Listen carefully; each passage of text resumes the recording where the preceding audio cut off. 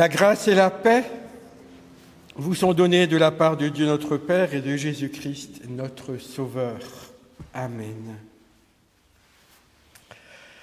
Chers frères et sœurs, soyez toutes et tous les bienvenus pour ce premier dimanche du Carême qui porte le nom d'Invocavit, ce qui signifie « Il m'appelle ». Ce titre nous vient du psaume 91, où le Seigneur dit « Il m'appelle et moi je lui réponds, je suis avec lui dans son épreuve ». C'est un psaume que Jésus pria lui aussi dans le désert. Ce jour-là, Dieu n'avait pas abandonné Jésus au jour de la tentation. Et de la même façon, aujourd'hui, il ne nous laisse pas seuls si nous l'appelons. Et nous voulons entrer dans ce culte en chantant au numéro 4707, « Si Dieu pour nous s'engage ».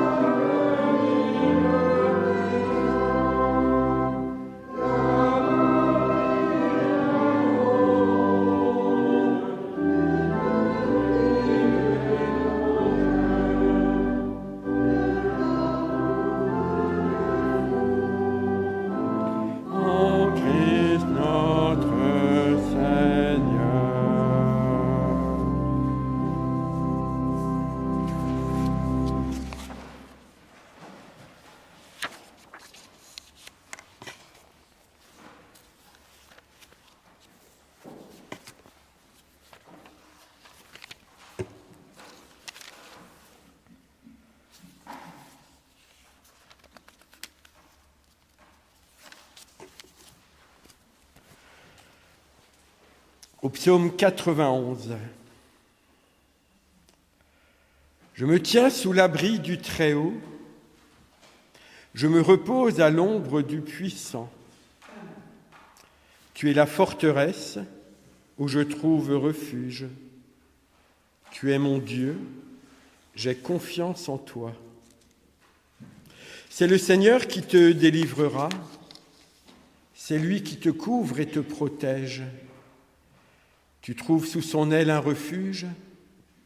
Sa fidélité est une armure, un bouclier.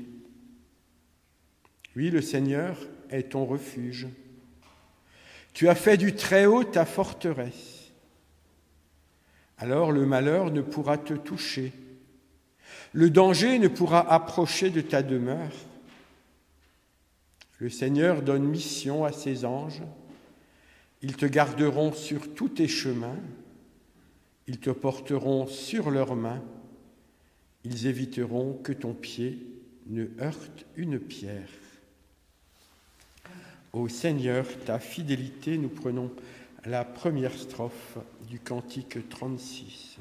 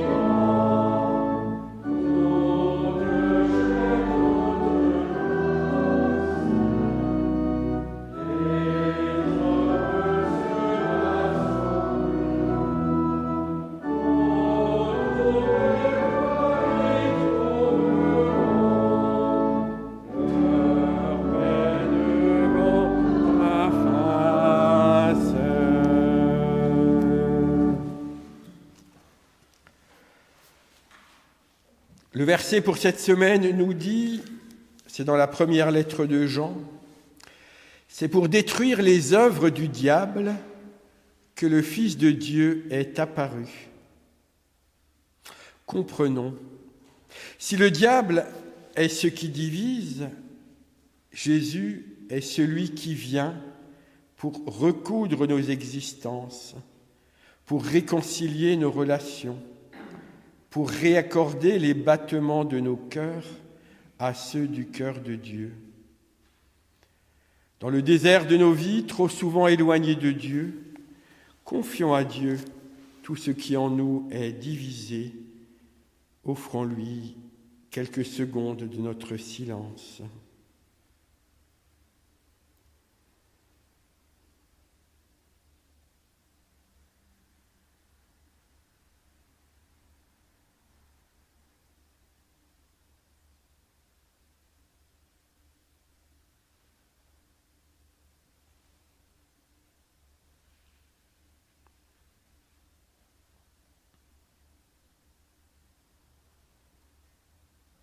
Seigneur notre Dieu, nous t'en prions. Guéris notre cœur et accorde-nous la grâce d'une vie renouvelée par l'action du Saint-Esprit. Que précieux est ton amour. Nous prenons la seconde strophe. Que précieux est ton amour.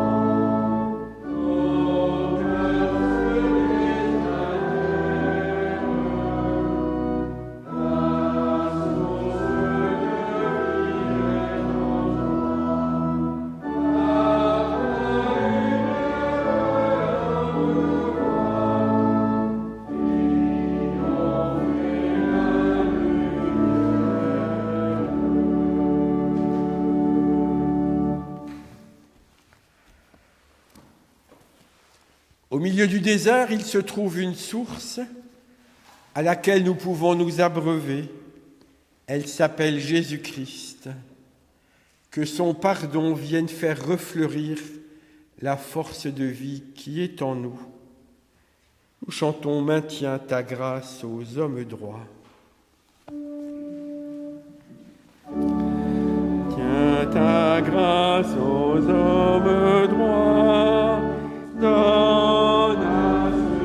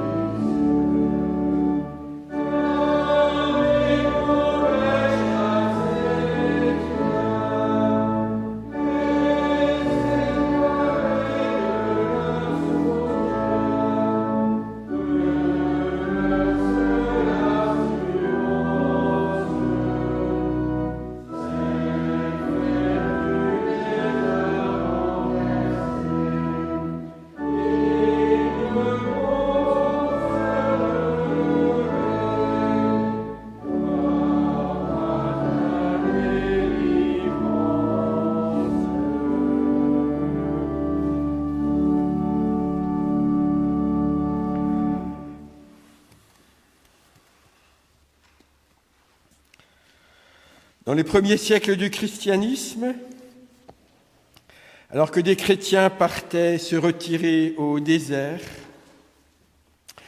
un père du désert raconta la chose suivante.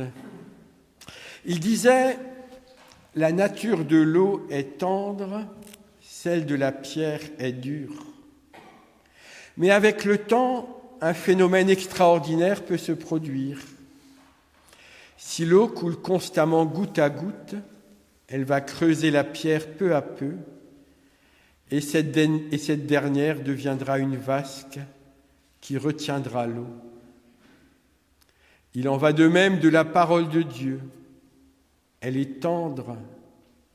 Et même le cœur le plus dur peut, goutte à goutte, mot par mot, être attendri par elle.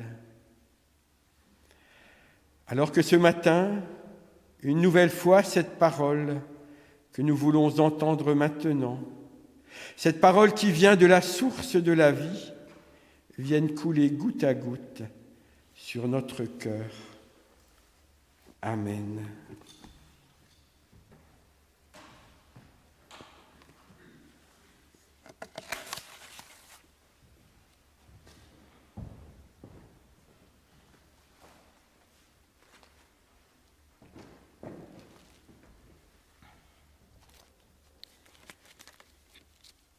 Nous lisons la première lecture dans l'Ancien Testament, dans Genèse, chapitre 3, versets 1 à 24.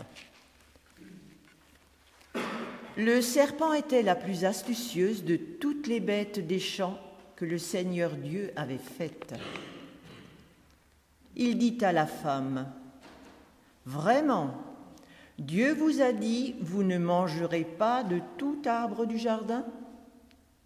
La femme répondit au serpent, « Nous pouvons manger du fruit des arbres du jardin, mais du fruit de l'arbre qui est au milieu du jardin, Dieu a dit, vous n'en mangerez pas et vous n'y toucherez pas afin de ne pas mourir. »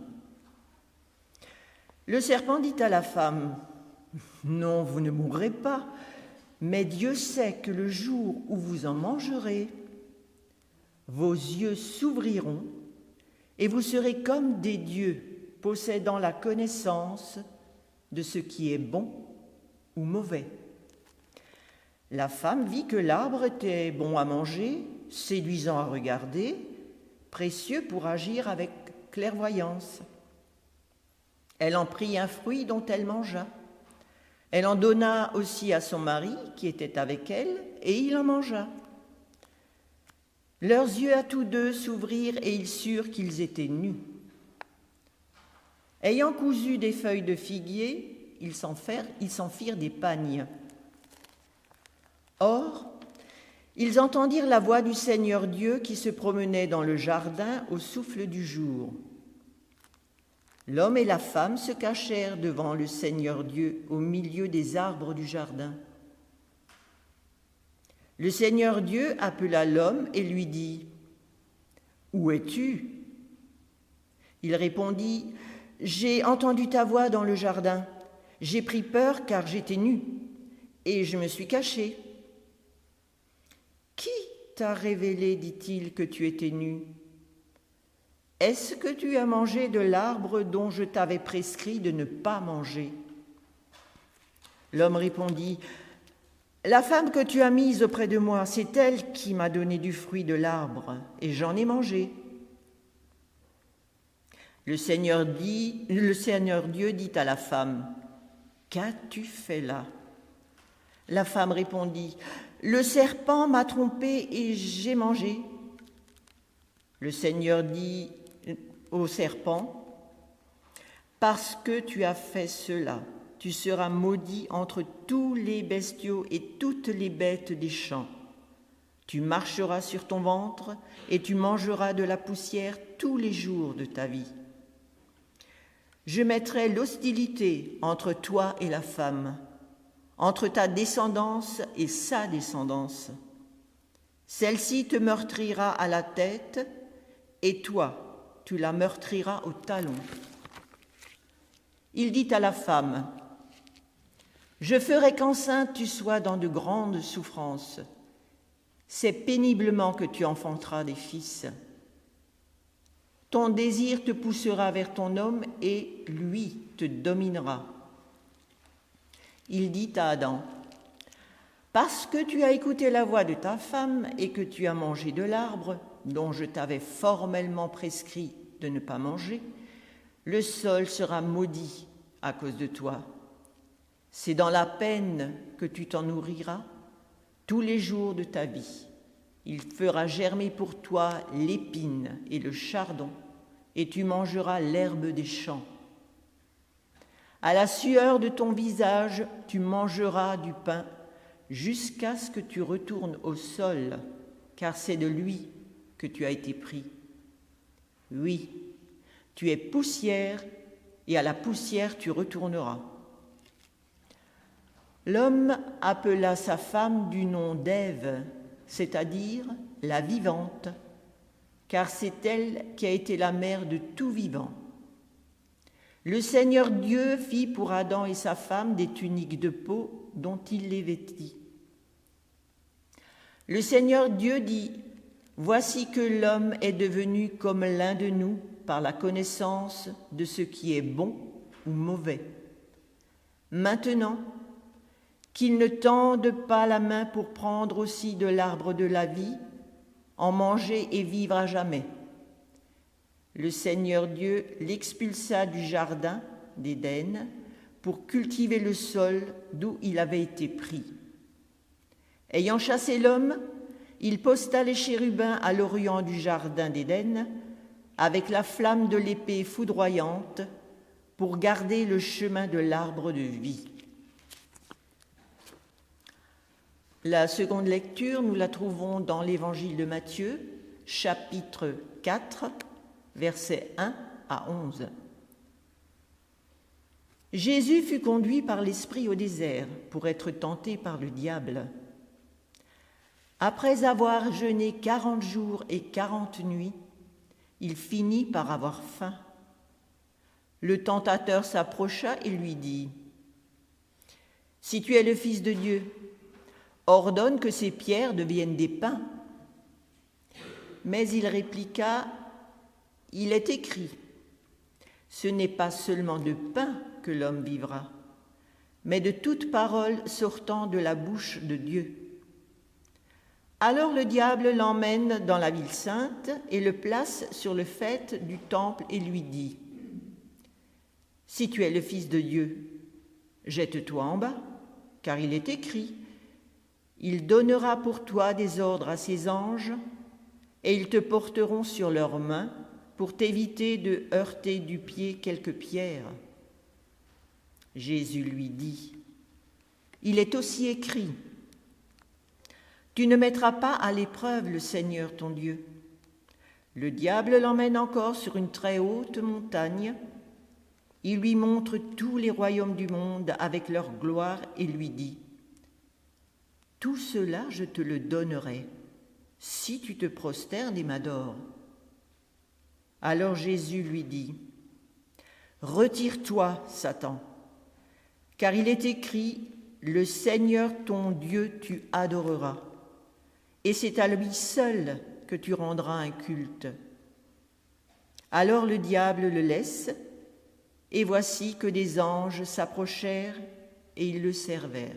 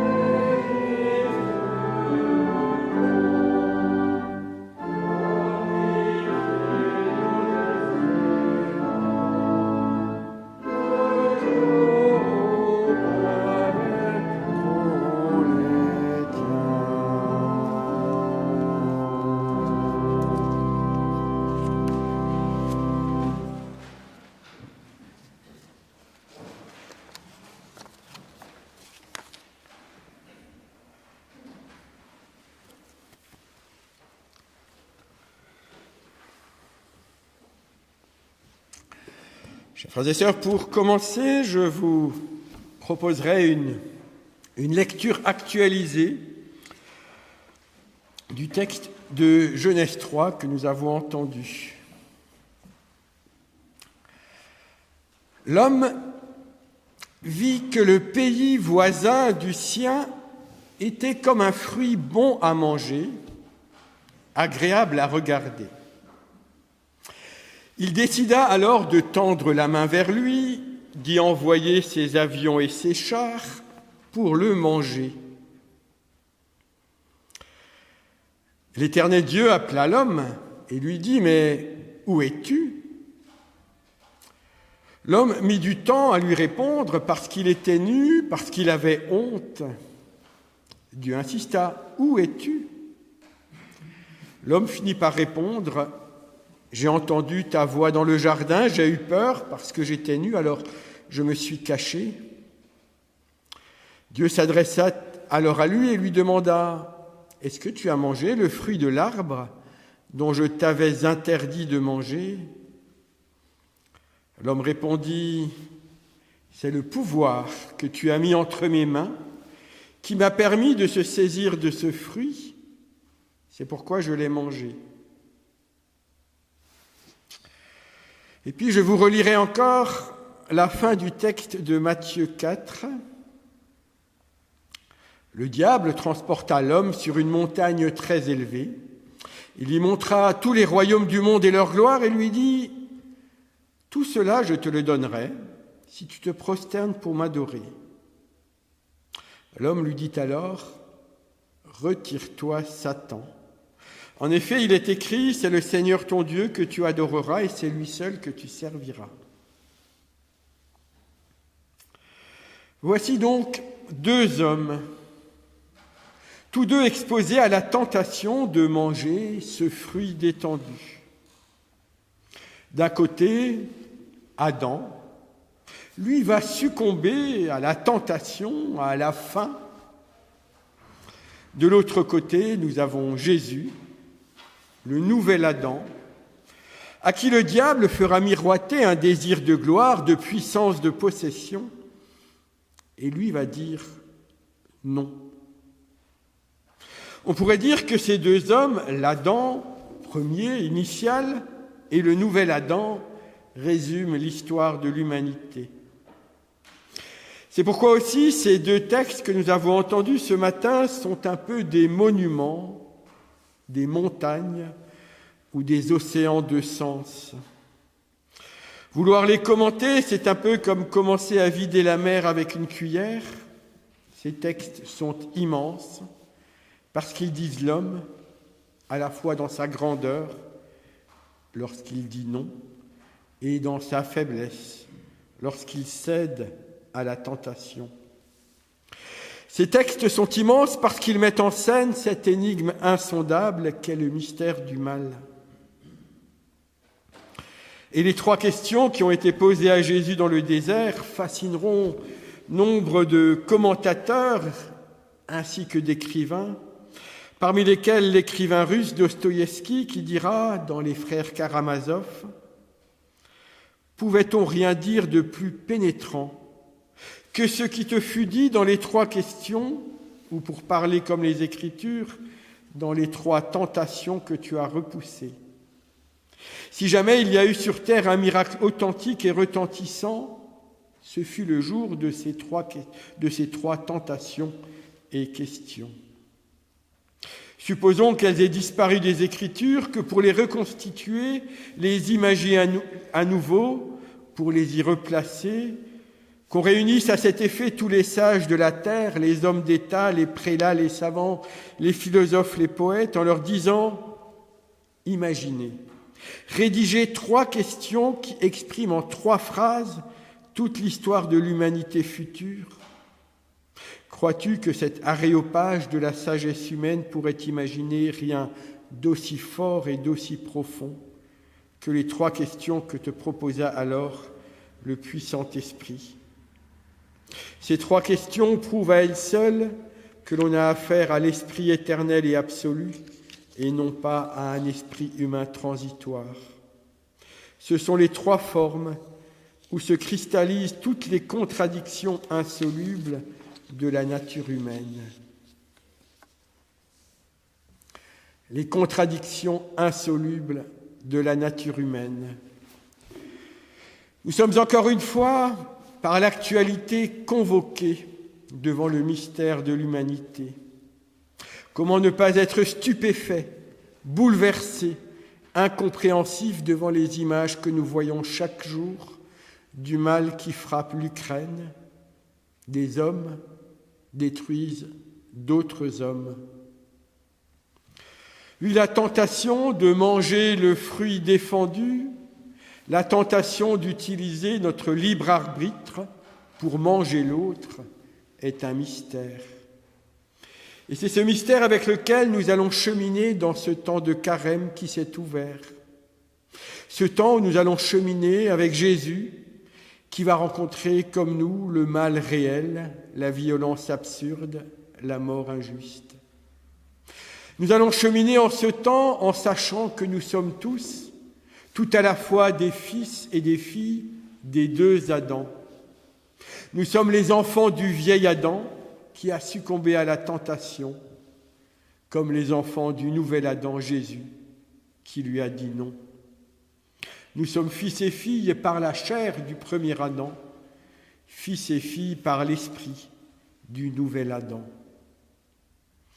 Et comme les deux Adams, nous rencontrerons et nous interrogerons nos propres tentations qui sont toujours les mêmes depuis toujours. La tentation de vouloir manger l'autre. Parce que qu'est-ce que c'est que le mal finalement ? C'est toujours le fait de vouloir manger l'autre. Que ce soit en matière de violence faite aux femmes, aux enfants, à toutes les formes de vol, jusqu'à la violence guerrière, c'est toujours la même chose. Certains d'entre nous, une part de nous, peut céder à la tentation de faire de l'autre un objet, de pouvoir le posséder, le dominer, le détruire. Or, un des marqueurs de ce qui fait notre humanité civilisée et chrétienne et biblique, c'est que nous ne mangeons pas l'autre. Nous ne sommes pas des anthropophages. C'est le sens des premières lois civilisationnelles qui vont être mises en place dans l'Antiquité, dont l'une des plus connues est celle des 10 commandements, en particulier dans sa seconde partie, que l'on peut dire éthique, qui concerne la vie humaine. Elles disent en effet, tu ne mangeras pas ton père et ta mère parce que tu ne t'es pas fait toi-même. Tu ne mangeras pas le bien de ton prochain en le volant, te l'accaparant. Tu ne le mangeras pas concrètement en le tuant. Tu ne mangeras pas le conjoint de ton prochain. Tu ne mangeras pas sa vérité par le mensonge. Et tu ne le mangeras pas en pensée non plus par la convoitise de tout ce qui fait sa vie. Nous sommes fils et filles des deux Adams, pécheurs et sanctifiés à la fois, capables du pire comme du meilleur. C'est aussi pour cela qu'il nous faut résister à la tentation de tomber dans le manichéisme. Il est facile aujourd'hui de désigner un seul homme comme le méchant absolu, ou les Russes comme un peuple mauvais, et en face les Ukrainiens comme les héros ou les saints du moment. Ce serait transgresser à notre tour l'interdit de la connaissance du bien et du mal, nous faire comme des dieux à notre tour. Il y a certainement autant de salauds que de saints en Ukraine, qu'en Russie ou qu'en France. Et même lorsque j'emploie l'expression « salaud », c'est un piètre raccourci, mu par l'émotion, par ma propre violence. De la même façon, lorsque j'emploie le mot « saint », je sais bien que personne ne l'est. Qui serions-nous aujourd'hui si nous avions 18 ans en Russie, si nous avions 18 ans en Ukraine ? Personne ne peut en vérité le dire. Par contre, ce que nous voyons, ce que nous refusons, c'est d'une part une armée qui s'en prend à un pays, des décisions politiques, des paroles et des actes qui transgressent l'interdit de manger l'autre. D'autre part, nous voyons des victimes, des hommes, des femmes, des enfants qui meurent, qui sont blessés, qui ont froid, qui ont faim, qui ont peur et qui sont mangés par les premiers. Ce que nous voyons, c'est des limites qui sont transgressées. C'est le fruit qui nous est défendu, mangé par certains. L'homme, parce qu'il est pécheur, parce qu'il porte en lui le vieil Adam, a besoin de limites définies. Il peut les trouver dans sa foi, qui peut lui donner le courage, comme Jésus, de dire non, mais aussi dans les limites de la loi fondamentale qui tente de retenir notre tentation de manger l'autre. J'ai lu un entretien concernant le président russe actuel qui date des années 1990. C'était avant qu'il ne soit élu à ses fonctions actuelles. Alors je ne sais pas si cet entretien est vrai. Je l'utiliserai avec cette réserve pour essayer d'illustrer mon propos simplement. Cet entretien remonterait à l'époque de la fin de l'URSS, au moment où les entrepreneurs américains cherchaient à s'implanter dans la nouvelle fédération de Russie. Le futur président russe était chargé d'accompagner le développement économique du nouvel État et d'y favoriser les investissements étrangers. Le président russe posera la question, ou le futur président russe plutôt, qui était là comme conseiller économique, posera la question à un émissaire américain: quel est le principal frein à lever pour pouvoir venir investir chez nous en Russie? L'émissaire américain a réfléchi et lui a répondu: c'est l'absence de droit de propriété légalement défini. Sans ceci, il n'y a pas de base pour résoudre les différends. Ah oui, répondit le Russe, dans votre système, lorsqu'il y a un différend entre entreprises, il est résolu par des avocats payés à l'heure, représentant chaque partie, qui vont porter le différend devant des tribunaux, ce qui prend des mois et va accumuler des honoraires d'avocats payés très cher à l'heure. En Russie, a-t-il poursuivi, on règle les différends par le bon sens. Si un différend porte sur de l'argent ou des biens très importants, les deux parties envoient des représentants à un dîner. Tous ceux qui arrivent sont armés, et face à la possibilité d'une issue sanglante et fatale, les deux parties trouveront une solution mutuellement acceptable, parce que la peur fournit le catalyseur du bon sens. Comme je l'ai dit, je ne suis pas sûr de l'historicité de cet échange, et je n'ai pas pour intention de noircir la Russie, sa culture, son peuple, mais simplement de faire usage de cette petite histoire comme l'illustration d'une donnée. En l'absence de loi, c'est la sauvagerie qui se réveille.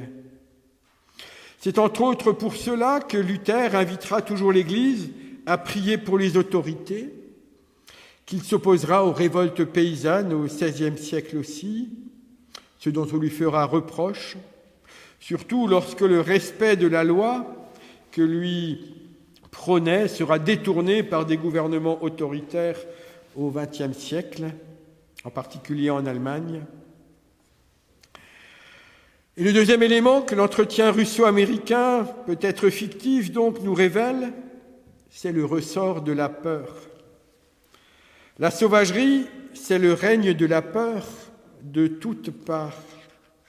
Comme l'enfant qui n'aurait aucune règle d'éducation, chez qui l'angoisse va déclencher des réactions violentes. C'est un phénomène qui peut expliquer nombre de conflits dans nos vies et aussi dans l'Église. Edith Tartar-Godet, qui est une psychologue protestante, qui a longtemps travaillé dans le champ de l'éducation nationale et qui a présidé une commission protestante autour des questions de l'éducation, a publié un livre il y a 2 ans intitulé « Lorsque la toute-puissance s'invite dans l'Église ». Elle y explique que tout être humain se débat entre ses désirs de toute-puissance et la loi. Et lorsque, dans l'Église, pour des raisons pseudo-spirituelles, les chrétiens ne jouent pas leur rôle de régulateur, soit par une bienveillance lâche, soit par peur, soit par naïveté. C'est ainsi que les attitudes empathiques envers la personne en toute puissance, loin de faire cesser leurs agissements mortifères, lui préparent le chemin, aplanissent sa route et la renforcent dans ses dysfonctionnements. C'est toujours un peu la même histoire. L'homme, l'Adam en nous, est tenté de céder à son désir de toute puissance, et puis il va se réfugier dans la peur, se cacher de Dieu, de sa conscience. Alors je ne sais pas quelle est la peur qui mue aujourd'hui ceux qui ont pris la décision de déclencher une guerre, la peur de disparaître s'ils ne sont pas les plus forts, cette peur qui habite toujours les brutes, qui ne peuvent pas exister s'ils n'ont pas éliminé ou soumis leurs voisins. Mais c'est cela le péché. C'est penser que nous pourrions exister par nous-mêmes, que nous pourrions être comme des dieux en mangeant les autres. L'histoire humaine demeure tragique. Même le métropolite de Kiev, de l'église orthodoxe du patriarcat de Moscou, il y a une autre église orthodoxe en Ukraine qui, elle, est autocéphale, c'est-à-dire qui a rompu avec Moscou en 2018. Donc le métropolite de Kiev disait « La guerre entre ces deux peuples est une répétition du péché de Caïn qui a tué son propre frère par envie. » C'est pour cela qu'à la symbolique du fruit qui est mangé, au péché du premier Adam, le nouvel Adam, le Christ, nous invitera à manger une autre nourriture. Il disait « Celui qui mange ma chair, celui qui boit mon sang, demeure en moi et moi en lui. » Il ne s'agit plus ici d'anthropophagie, de manger l'autre, mais de théophagie, de manger Dieu, non pas pour nous l'approprier ou pour devenir comme lui, mais pour l'inviter à habiter en nous, pour qu'il nous libère de toutes nos peurs. Henri Nouwen, un prêtre hollandais qui a vécu au XXe siècle, disait « Pour moi, la vie spirituelle, c'est le devoir de sortir de la maison de la peur pour entrer dans la maison de l'amour. » On dit que, je n'ai pas fait le décompte moi-même, que l'expression « n'ayez pas peur » serait le commandement le plus fréquent de la Bible. Il y serait présent, dit-on même, 365 fois.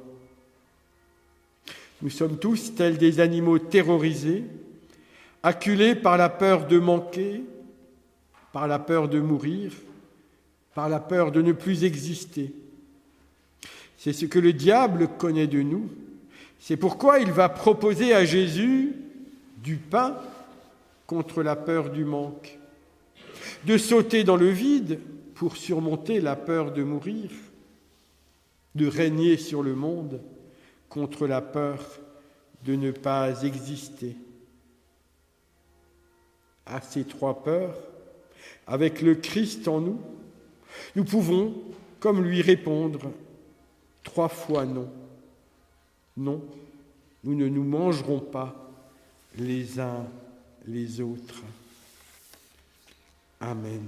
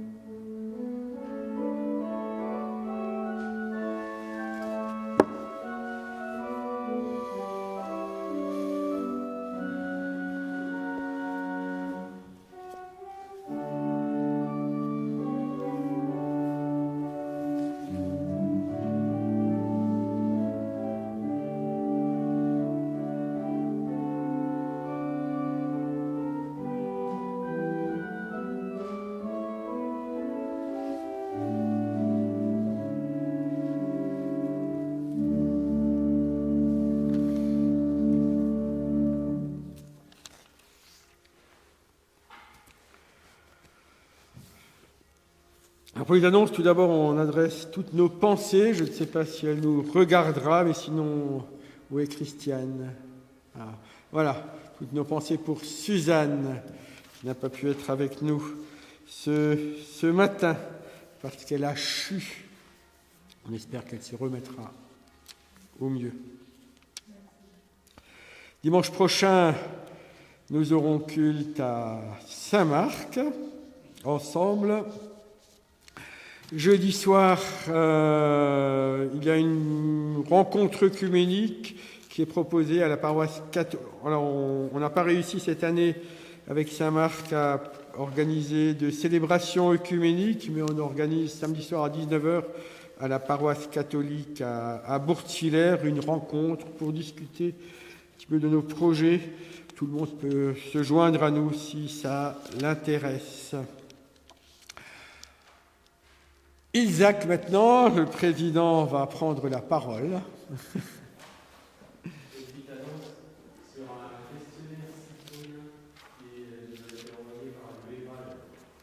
Je vais vous lire le résumé de le questionnaire citoyen est une initiative de la CASP. Patrick, tu veux venir ici comme c'est enregistré? Juste que, parce que le micro est ici. Merci.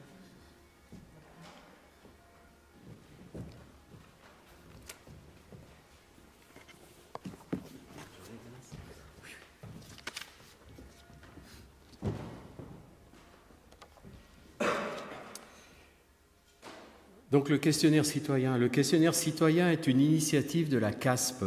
La CASP, c'est la Commission des affaires sociales, politiques et économiques de l'UEPAL. Il répond à un objectif de consultation citoyenne en vue des élections présidentielles et législatives 2022 et permet aux protestants de prendre part au débat sur des questions de vie publique.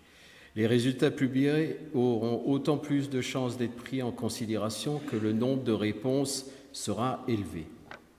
Donc vous avez ce document que j'ai mis à côté là, sur la table avant la sortie. Alors ce sont des questions d'ordre général, il n'y a rien de politique. C'est du style, on vous demande votre avis sur votre importance pour vous, sur la culture, la défense, la dette, l'enseignement, l'Europe, la famille, la justice. C'est ce genre de questions. Il existe aussi sous forme informatique sur leur site et j'ai aussi imprimé des petits QR codes. Donc si vous avez le téléphone, vous pouvez le scanner, ça vous donne une adresse, vous cliquez sur l'adresse et vous avez directement le questionnaire à remplir et à envoyer par informatique. Voilà, c'était mon info. Rappelle les notes, Patrick. Les notes. Ah oui, les notes, c'est un peu spécial. Vous avez 3 choix, 1, 2 ou 3 pour chaque question.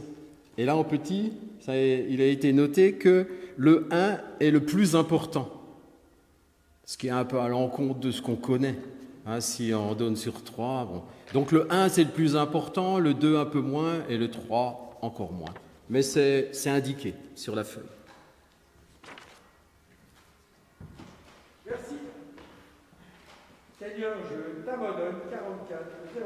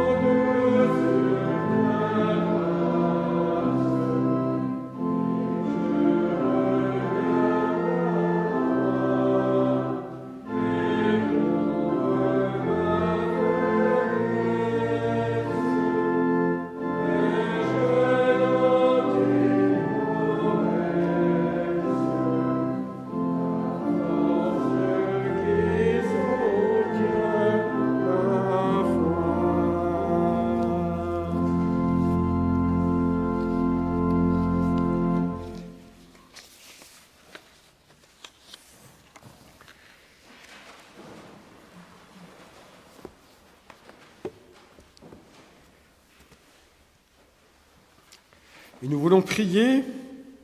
Nous le ferons avec une prière qui nous vient de la communauté de Thésée, qui a été rédigée spécialement pour cette entrée en carême.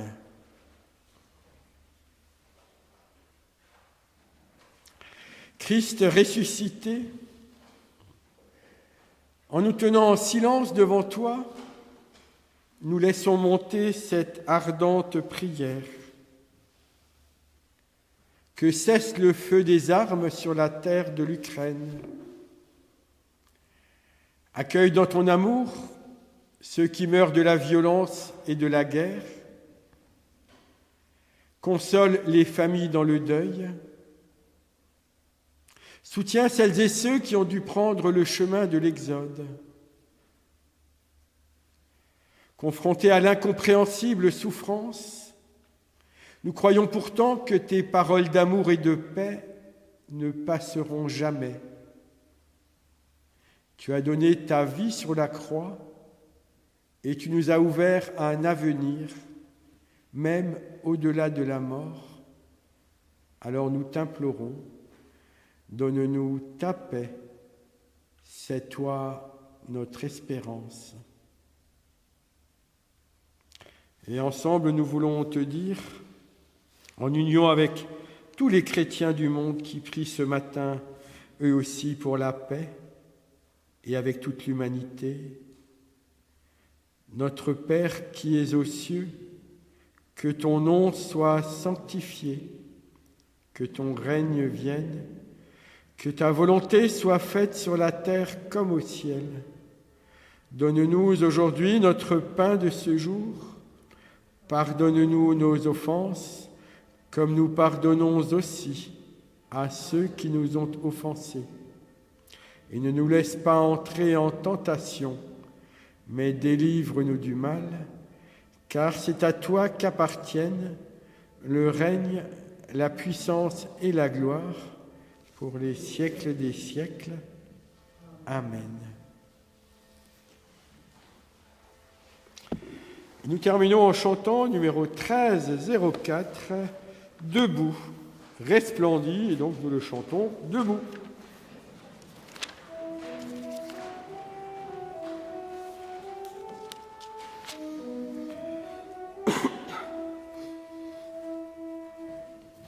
Debout, resplendit, car voici ta lumière, et sois comme du Seigneur.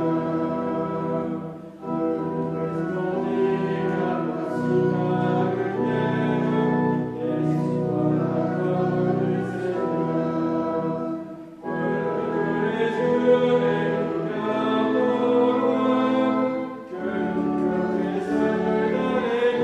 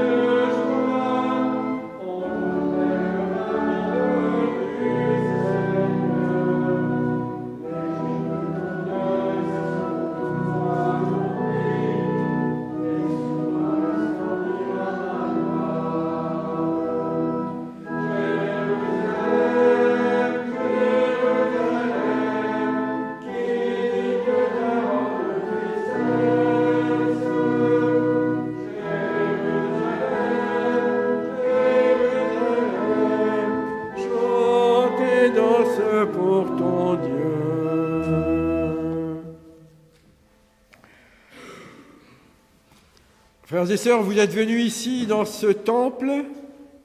C'était un lieu de passage où on ne peut pas s'installer.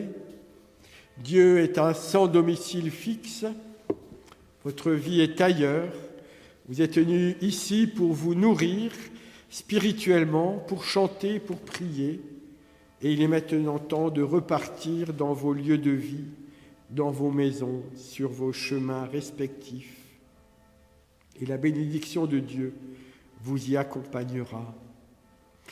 Que le Dieu 3 fois saint et éternellement béni, le Père, le Fils et le Saint-Esprit, vous accompagne sur votre route de chaque jour, dans la joie et dans la peine, dans la force et dans la faiblesse, dans le bonheur et dans l'épreuve, dans le travail comme dans le repos, dans la solitude comme dans la rencontre.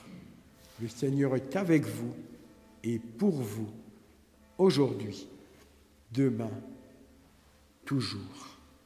Amen.